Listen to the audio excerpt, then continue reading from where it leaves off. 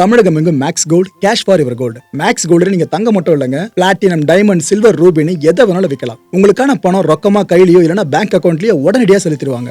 Market மதிப்பை விட 100 ரூபாய் ஒரு கிராமுக்கு உங்களுக்கு கூடுதலாக கிடைக்கும். தமிழ்நாடு முழுக்க டோர் ஸ்டெப் சர்வீஸும் இவங்க ப்ரொவைட் பண்றாங்க. உங்களுக்கு கோல்ட விற்கணும்னு அதுக்கு ஒரே ஒரு பெஸ்ட் பிளேஸ் மேக்ஸ் கோல்டு தான். கால் 04445454545. வணக்கம். பிக் டாபிக் வித் கார்த்திக் மாய்குமார். இந்த ஈரான் கான்ஃபிளிக்டை முடிச்சுக்கலான்ற மாதிரி அமெரிக்கா சைடில் பேச ஆரம்பிச்சிட்டாங்க. ஆனால் பேச்சா மட்டும்தான் இருக்கு, அடுத்த லெவலாக செயலாக்கமாக மாட்டுது. இதை பற்றி தான் முழுக்க பார்க்க போகிற நிகழ்ச்சிக்குள்ள போகலாம்.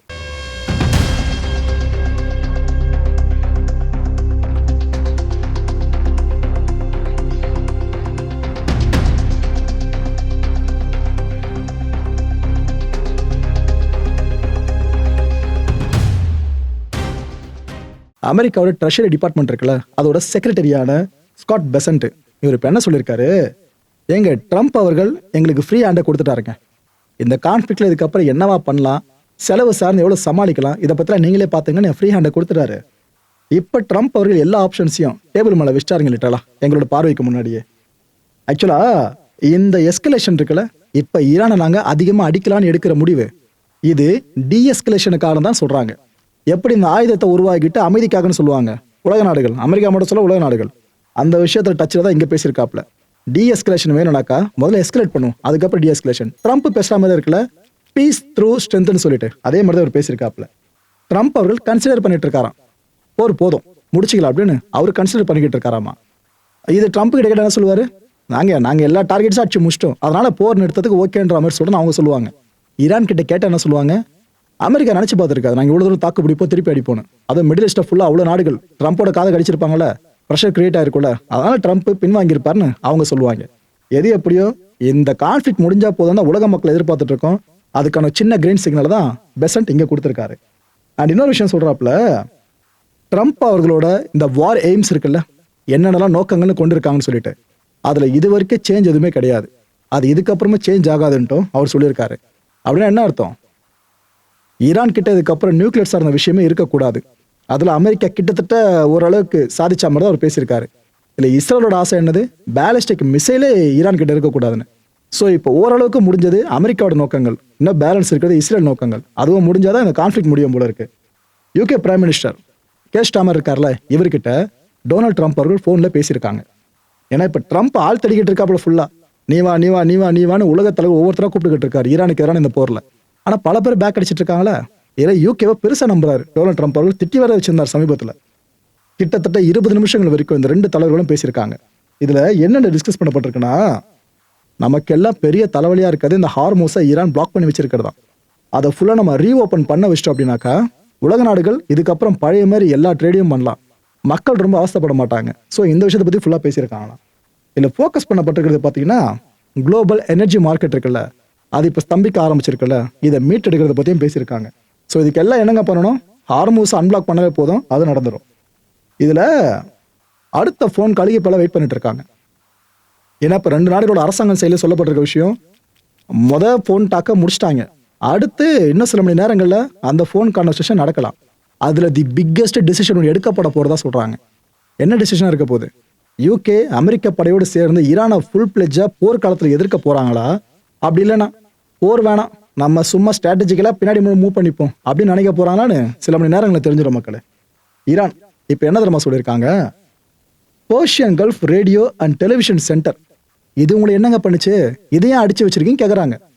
அதாவது இந்த சதன் ஈரானில் அமைஞ்சிருக்க ப்ராட்காஸ்டிங் ஸ்டேஷன் இது வரைக்கும் அமெரிக்கா இப்போ அடிச்சிருக்கான். அதாவது இப்போ இந்த கான்ஃப்ளிக்ட் என்ன தெரியுமா பெரிய டாஸ்க்கு, எந்தெந்த ஊடகங்கள் எந்தெந்த பத்திரிகைகள் யாருக்கு சார்பாக செய்திகளை வெளியிடுறாங்க, யாருக்கு எதிராக செய்திகளை வெளியிடுறாங்க, உண்மை செய்திகள் எந்த அளவுக்கு வெளியிடப்படுது, இதெல்லாம் தான் உண்மையிலே பெரிய கான்ஃப்ளிக்ட். பிகாஸ் செய்திகளுக்கு அந்த பவர் இருக்குங்க. ஒரு நாட்டையே டார்கெட் பண்ணி அவங்கள பற்றி தவறாகவே செய்தி போட்டுட்டு இருந்தா அந்த நாடை பற்றி மக்கள் தவறாக தான் நினைப்பீங்க. சர்வதேச அரங்கில் அந்த நாட்டுக்கான ஆதரவு இருக்குல்ல, அது ஆட்டோமேட்டிக்காக குறைய ஆரம்பிச்சிடும். அதுவே ஆதரவாகவே நீங்கள் புஷ் பண்ணி போட்டுட்டு இருந்தீங்கன்னா அந்த நாடு சார்ந்து பெரிய நல்ல எண்ணம் உங்கள் மனசில் வந்துடும். எங்கே பார்த்தாலும் அந்த நாடை பற்றி பெருமையாக விஷயங்கள் இருக்கும், சப்போர்ட் நாளை பண்ணி எதனா பிரச்சனை அதிகமாக கிடைக்கும். வித்தியாசம் புரியுதா, ஊடகங்களுக்கும் பத்திரிகைகளுக்கும் அவ்வளோ ஒரு பவர் இருக்கு. ஓகே, அமெரிக்கா இந்த ப்ராட்காஸ்ட் ஸ்டேஷன் வரைக்கும் அடிச்சிருக்கீங்களா, இதை நாங்கள் ஏற்றுக்கவே முடியாதுங்க. இங்கே டிரான்ஸ்மீட்டர் ஒன்று இருக்குது இந்த போர்ட் சிட்டியான பேண்டர் அபாஸில், அங்கே நீங்கள் அடிச்சிருக்கீங்க. அந்த ஸ்டேஷனில் பணியாற்றிக்கிட்டு இருந்த ஒரு செக்யூரிட்டி கார்டு ஒருத்தர் அவர் கொல்லப்பட்டிருக்காராம். இது ஈரானே சொல்கிறாங்க. அது மட்டும் இல்லை, இன்னொரு பர்சன் இன்ஜுரியை ஃபேஸ் பண்ணியிருக்காரு. கொஞ்சம் கிரிட்டிக்கலாக இருக்க அவரோட நிலைமை. இதை நாங்கள் ஒருபோதும் மன்னிக்கவே மாட்டோம்னு ஈரான் இப்போ இன்னும் கோபத்தில் இந்த ஸ்டேட்மெண்ட் விட்டுருக்கு. அடுத்து எங்கே அடிக்க போகிறாங்களோ, என்ன பண்ண போகிறாங்களோ.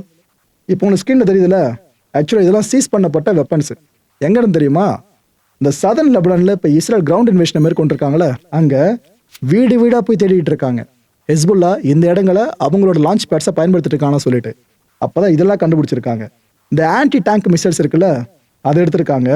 ப்ளஸ் சில வெப்பன்ஸை அங்கே உள்ளேருந்து சீஸ் பண்ணியிருக்காங்க. இது நாங்கள் வெறும் ஸ்டேட்மெண்ட்டாக சொன்னால் நம்ப மாட்டீங்கன்னு சொல்லிட்டு ஐடிஎஃப் இந்த புகைப்படங்களை வெளியிட ஆரம்பிச்சிட்டாங்க.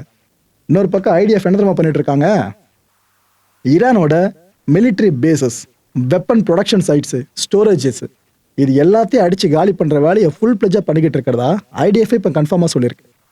இதில் ஸ்டக் பண்ணிட்டானா இந்த டார்கெட்ஸ் எல்லாம். இதில் இந்த ஈரானோட ரெஜிமோட வெப்பன்ஸ் இருக்குல்ல, இந்த வெப்பன்ஸ் ஆர்சனல் ஃபுல்லாக மிசைல்ஸையும் நிறைய வெப்பன்ஸையும் குவிச்சு வச்சிருக்கிறது. அந்த இடங்களை பிரைமரி டார்கெட்டாக வச்சு தான் அடிச்சுக்கிட்டு இருக்கோம். அதில் நாங்கள் முக்கால்வாசி கணத்தை தாண்டிட்டோன்ற மாதிரி தான் சொல்லியிருக்காங்க. அண்ட் இந்த ஐஆர்ஜிசியோட ஏர்ஃபோர்ஸ் சைட் இருக்குல்ல, அதுவும் எங்களோட இந்த லெஜிட்டிமேட் டார்கெட் லிஸ்ட்டில் இருக்குது. அதையும் நாங்கள் ஸ்டக் பண்ணியிருக்கிறதா ஐடிஎஃப் இப்போ சொல்லியிருக்கு. இந்த கான்ஃப்ளிக்டில் சிவிலியன்ஸ் இன்ஃப்ராஸ்ட்ரக்சரை தொடவே கூடாது எந்த கான்ஃப்ளிக்ட்லையும். ஆனால் இப்போ தொடுறாங்களோன்ற மாதிரி தான் டவுட் எல்லாருக்கும் எழும்பியிருக்கு. ஈரானில் இருக்க ஆபாஸ் ஹாஸ்பிட்டல், இந்த ஹாஸ்பிட்டல் வரைக்கும் இஸ்ரேல் விமானப்படை தாக்குதல் நடத்தி அங்கே ஒரு வழி ஆக்கியிருக்குன்னு அடுத்த கட்ட செய்தி வெளியாயிருக்கு. இதுக்கு பதிலடி ஈரான் கொடுக்காம இருக்கும்னு நினைக்கிறீங்களா? இதுக்கப்புறம் இஸ்ரேலில் இருக்க சிவிலியன் இன்ஃப்ராஸ்ட்ரக்சரும் சரி, மிடில் ஈஸ்டில் இருக்கிற சிவிலியன் இன்ஃப்ராஸ்ட்ரக்சரும் சரி, கொஞ்சம் ஆபத்தோட விளிம்பில் இருக்குன்னு தான் இங்கே புரிஞ்சிக்க முடியுது. ரெசா பலாவி, ஈரானோட முன்னாள் கிரவுன் பிரின்ஸு, இவர் இப்போ பேசியிருக்காரு பாருங்க ஒரு விஷயம். அதாவது ஈரானோட சிவிலியன் இன்ஃப்ராஸ்ட்ரக்சர் இருக்குல்ல, இதை ஈரானியன்ஸ்கானது, தொடாதீங்க. அமெரிக்காவுக்கு இஸ்ரேலுக்கு ஒரு ரிக்வஸ்ட் பண்ணி கேட்குறாரு, இதை தொடாதீங்க ப்ளீஸ். ஏன்னா இதுக்கப்புறம் இந்த ரெஜிமோட ஆட்சியெல்லாம் ஃபுல்லாக முடிஞ்சிடும் ஈரானில். அதுக்கு பிற்பாடு ஃபியூச்சரிஸ்டிக் ஈரானை நம்ம உருவாக்குவோல, ரீபில்ட் பண்ணுவோல, அப்போ இந்த இன்ஃப்ராஸ்ட்ரக்சராக ரொம்ப தேவைங்க. இந்த அடிப்படையில் நீங்கள் அடித்து காலி பண்ணிட்டீங்கன்னா எதை வச்சு ரீபில்ட் பண்ண முடியும்? ஸோ டொனால்ட் ட்ரம்ப் அவர்கள்கிட்டயும் நெட்னியாகு அவர்கள்கிட்டயும் நான் விரும்பி கேட்டுக்கிற ஒரே ஒரு மேட்டர் இதுதான், சிவிலியன் இன்ஃப்ராஸ்ட்ரக்சரை தொற்றாதீங்க. மற்றபடி ஈரான் ரெஜிம் சார்ந்து எந்த மிலிட்ரி செட்டனை ஆட்சி காலி பண்ணுங்க, நான் அதெல்லாம் ஆமோதிப்பேன். ஆனால் மற்றதை தொற்றாதீங்க. எங்கள் மக்களுக்கு இதுக்கப்புறம் நல்ல வளமான எதிர்காலம் காத்திருக்கு, எல்லாரும் சேர்ந்து உருவாக்குன்ற மாதிரி இவர் அப்படி பேசி வச்சிருக்காரு. ப்ரோ, டொனால்ட் ட்ரம்ப் நெட்னியாகு அவர்கள் யாருன்னா நான் சொன்னா அது காது கொடுத்து கேட்டு உடனே தலையசிச்சு பண்றான்னு கேட்டீங்கன்னா பண்ண மாட்டாங்க. இது நமக்கு நல்லா தெரியும், இவருக்கு ரொம்ப நல்லா தெரியும். தெரிஞ்சு எதுக்கு இந்த ஸ்டேட்மெண்ட்னு கேட்டீங்கன்னா அரசியல். நாளைக்கு இவர் வந்தா ரட்சகன் இவர் தான், நம்மளை காப்பாருன்ற நம்பிக்கை மனசுல விதைக்கிறது இருக்குல்ல, அந்த அரசியல் அதான் அவர் பண்ணிட்டு இருக்காரு. இப்ப ஈரானியன்ஸ், ஈரான்ல இந்த போரால பாதிக்கப்பட்டிருக்க மக்கள் இப்ப என்ன தெரியுமா சொல்றாங்க? அவங்க ஸ்டேட்மெண்ட்டை கேட்கும்போது ஏதோ ஈரான் மக்கள் ஒட்டுமொத்தமா ஈரான் ரெஜிமுக்கு எதிராக இருக்க மாதிரி பல ஊடகங்கள் செய்திகளை வெளியிட்டு ஒரு விதையை மனசுல போட்டு வச்சிருக்காங்களே, அது உண்மை இல்லையோ அப்படின்னு தோணுதுங்க. அந்த ஈரானியன்ஸ் என்ன சொல்றாங்க? இப்போதைக்கு இந்த வாரம் அடுத்த லெவலில் கொண்டு போயிட்டு இருக்கிறது டொனால்ட் ட்ரம்ப் தான் அவங்க அடிச்சு சொல்றாங்க. இங்க குடிக்க தண்ணி, அப்புறம் மின்சாரம், கேஸ் சப்ளைஸ், இது எல்லாமே ஸ்தம்பிச்சிரும் போல இருக்கு. ஆல்ரெடி அதோட பாதி தாக்கத்தை நாங்கள் ஃபேஸ் பண்ண ஆரம்பிச்சிட்டோம். இந்த கான்ஃப்ளிக்ட் இன்னும் பெருசாக இவரால் ஃபியூவல் போடப்பட்டு போச்சுனாக்கா ஒட்டுமொத்தமாக ஸ்தம்பிச்சிடும் போல இருக்கு. இது எல்லாத்தையும் ட்ரிகர் பண்ணி விட்டுட்டு இருக்கிறது இந்த one and only Donald Trump அவர் தான் இவங்க சொல்லிட்டு இருக்காங்க. ஸோ இது எல்லாத்தையும் நிறுத்தணுங்க. நீங்கள் எங்கள் மேலே அட்டாக் பண்ணுறீங்களே, அதை நிறுத்திட்டீங்கனாலே எங்கள் நாட்டில் இயல்பு நல்லா திரும்பிடும். ஆனால் அதை நீங்கள் நிறுத்தி தொலைய மாட்டீங்களே. இது எதுக்காக நாங்கள் இவ்வளோ பெயின்ஃபுல்லாக சொல்கிறோன்னா, கடந்த 12 டே வார் இருக்குல்ல, அந்த டைம்லேயே கிட்டத்தட்ட 3 நாட்கள் வரைக்கும் எங்களுக்கு குடிக்க தண்ணி கூட இல்லாமல் கஷ்டப்பட்டோம் அந்த 12 டே வார் டைம்லேயே. இப்போ நடந்துட்டு இருக்க வார் 12 டேலியாக போயிட்டு இருக்கு, தாண்டி போயிட்டே இருக்க பல நாட்களுக்குன்னு. ஸோ இதுமாதிரி நிலைமை நீடிச்சா எங்கள் நிலைமை கொஞ்சம் யோசிச்சு பாருங்கன்னு டொனால்ட் ட்ரம்ப் சார்ந்து முறையிட்டு இருக்காங்க அங்கே இருக்க ஈரானிய மக்கள். ஆனால் ஈரான் ரெஜிம் இது வரைக்கும் பேக் அடிக்கலைங்க. அடிச்சா திருப்பி அடிப்போம் தான் திருப்பி அடிச்சுக்கிட்டு இருக்காங்க. இன்னொரு பக்கம் என்ன மாதிரி நடந்துட்டு இருக்கு, அமெரிக்காவோட ஏப்ரஹாம் லிங்கன் அந்த மெகா போர் கப்பல் இருக்குல்ல, அதுல இருந்து ஒவ்வொரு போர் விமானமா கிளம்பிக்கிட்டு இருக்கு. எதை நோக்கி? திரும்பி வீட்டுக்கு போறதா. இந்த கான்ஃபிளிக்ட்ல அடுத்த நகரவா தான் அவங்க அந்த இனிஷியேட்டிவ் பண்ணியிருக்காங்க.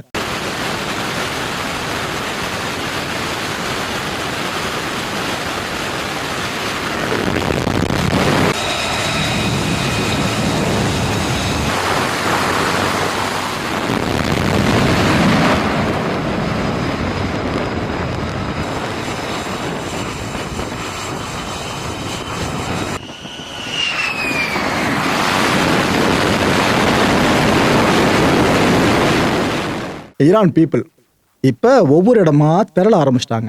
திரண்டு ஈரான் அரசுக்கான தங்களோட ஆதரவு இருக்குல்ல, அதை அவங்களே ஃபுல்லாக டைரெக்டாக உலகத்துக்கு காண்பிக்க ஆரம்பிச்சிட்டாங்க. அவங்க முன்வைக்கிற அந்த சாண்டிங் இருக்குல்ல, அதெல்லாம் கேட்கும் போதும் சரி, அவங்களோட முகங்களை பார்க்கும் போதும் சரி, தெளிவா அவங்களுக்கே புரிஞ்சிடும் ஈரான் ரிஜிம் பக்கம் அந்த மக்கள் இருக்காங்க அப்படின்ட்டு. سید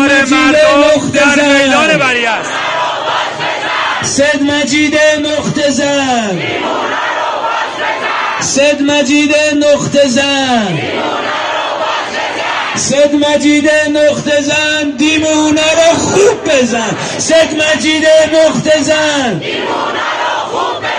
سید مجید نقطه زن از سید مجیدمون تشکر بکنیم ها.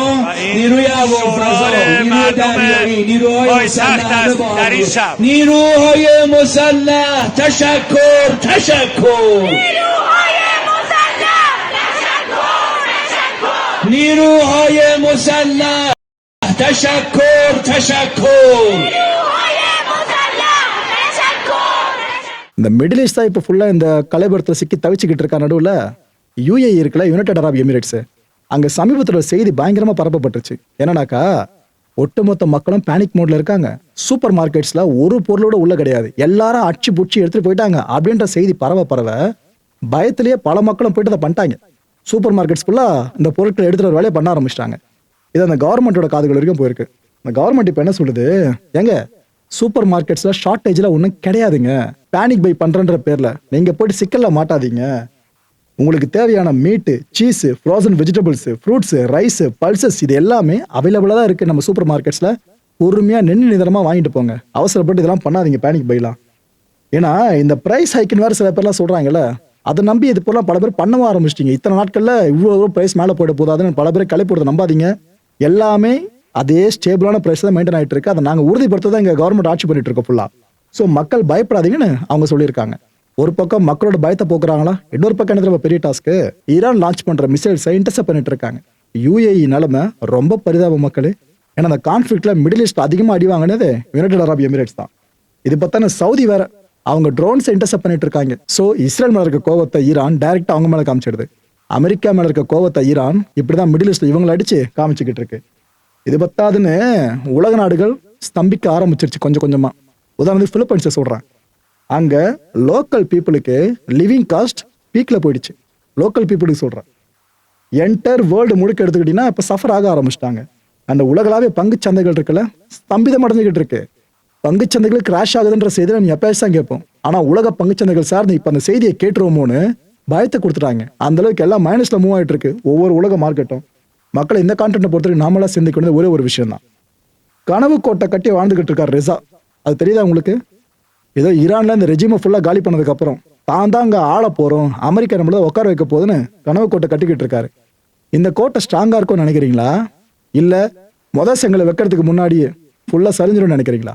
அடுத்த நிகழ்ச்சியை சந்திக்கலாம். நன்றி, வணக்கம். தமிழகம் எங்கும் Max Gold, cash for your gold. Max Gold நீங்க தங்க மட்டும் இல்லைங்க, பிளாட்டினம், டைமண்ட், சில்வர், ரூபினி எதை வேணாலும் விற்கலாம். உங்களுக்கான பணம் ரொக்கமா கையிலயோ இல்லைன்னா பேங்க் அக்கௌண்ட்லயோ உடனடியாக செலுத்திடுவாங்க. மார்க்கெட் மதிப்பை விட 100 ரூபாய் ஒரு கிராமுக்கு உங்களுக்கு கூடுதலா கிடைக்கும். தமிழ்நாடு முழுக்க டோர் ஸ்டெப் சர்வீஸை இவங்க ப்ரொவைட் பண்றாங்க. உங்களுக்கு கோல்டை விற்கணும்னு அதுக்கு ஒரே ஒரு பெஸ்ட் பிளேஸ் மேக்ஸ் கோல்டு தான். கால் 04445454545. என் நண்பர் மாயம் ஸ்டுடியோஸ் நேயர்களே, மாயம் பக்தின்னு ஆன்மீகத்துக்காக பிரத்யேகமா ஒரு சேனலை கொண்டு வந்திருக்கோம். மறக்காம சப்ஸ்கிரைப் பண்ணி அந்த சேனலுக்கு உங்களோட ஆதரவை மனப்பூர்வமா தெரிவிங்க. வணக்கம் மாயம் ஸ்டுடியோஸ் நண்பர்களே. மாயம் ட்ரெண்ட்ஸ் அப்படின்ற ஒரு புதிய ஃபேஸ்புக் பேஜை ஓப்பன் பண்ணியிருக்கோம். நீங்கள் யூடியூப்ல பார்த்துட்டு இருக்கீங்களா நம்மளோட கான்டென்ட்ஸ்லாம், இதெல்லாம் விட ஒரு படி மேலே ரொம்ப கிறிஸ்பாவும் ரொம்ப சூப்பராகவும் நிறைய கான்டென்ட்ஸ் உங்களுக்கு இந்த பேஜில் காத்துட்டு இருக்குங்க. ஸோ உடனடியாக ஃபேஸ்புக் பிளாட்ஃபார்ம் போங்க, மாயம் ட்ரெண்ட்ஸ்னு டைப் பண்ணி சர்ச் பண்ணி நம்ம பேஜை ஃபாலோ பண்ணுங்க. அப்படியே நம்ம சேனலையும் நீங்கள் சப்ஸ்கிரைப் பண்ணிட்டீங்க அப்படின்னா இன்னும் நிறைய புது கான்டென்ட்ஸை உங்களுக்காக ப்ரொடியூஸ் பண்ணி கொடுத்துக்கிட்டே இருப்பாங்க. நீங்கள் பண்ணுற ஒவ்வொரு சப்ஸ்கிரிப்ஷனும் எங்களுக்கு பெரிய மோட்டிவேஷனாக அமையும்.